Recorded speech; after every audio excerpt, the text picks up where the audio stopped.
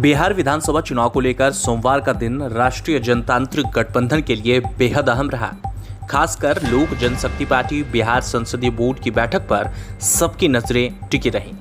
दिल्ली में बैठक बुलाई गई। इस बैठक में एलजेपी बिहार विधानसभा चुनाव को लेकर अहम फैसले किए गए।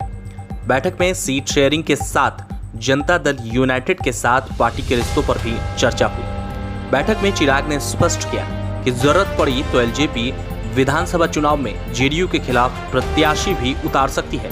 पार्टी 143 सीटों पर चुनाव लड़ सकती है।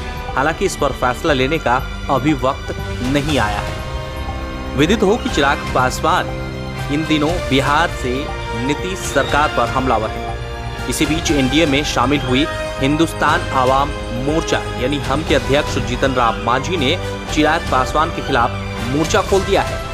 एलजेपी के बिहार संसदीय बोर्ड की दिल्ली में सोमवार को बैठक हुई, जिसमें विधानसभा चुनाव में पार्टी की 143 सीटों पर अपने प्रत्याशी उतारने को लेकर चर्चा की गई। एलजेपी अब तक 119 सीटों के लिए प्रत्याशियों के साथ बात कर रही थी।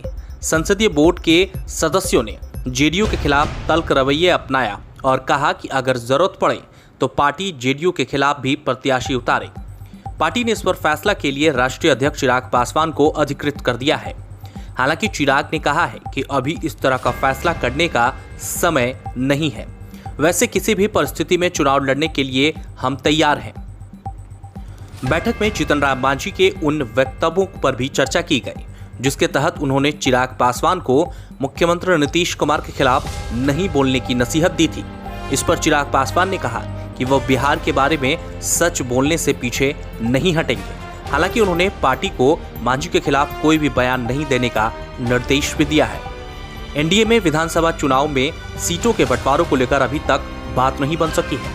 एलजेपी जुलाई तक सीटों का बंटवारा कर चुनावी तैयारी करना चाहती थी, लेकिन ऐसा नहीं हो सका।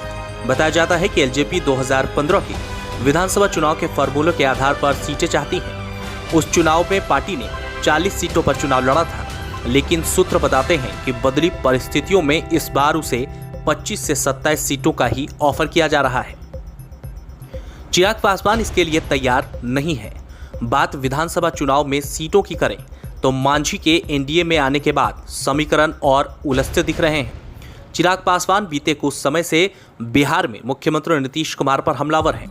प्रवासियों को रोजगार का मुद्दा हो या गरीबी रेखा के नीचे करोड़ों लोगों को राशन कार्ड, कोरोना जांच हो या एसटी का मुद्दा हो, चिराग ने सरकार को घेर रखा है।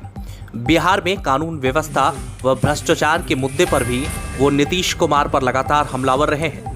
जेडीयू से श्याम रजक की बर्खास्तगी पर भी उन्होंने सवाल उठाए हैं। हाल ही में जब उन्होंने कोरोना जांच की असंतोषजनक स्थिति को लेकर बयान दिए तो जेडीयू के सर का बांध टूट गया। जेडीयू के ललन सिंह जैसे बड़े नेता ने चिराग की आलोचना के लिए मोर्चा खोल दिया।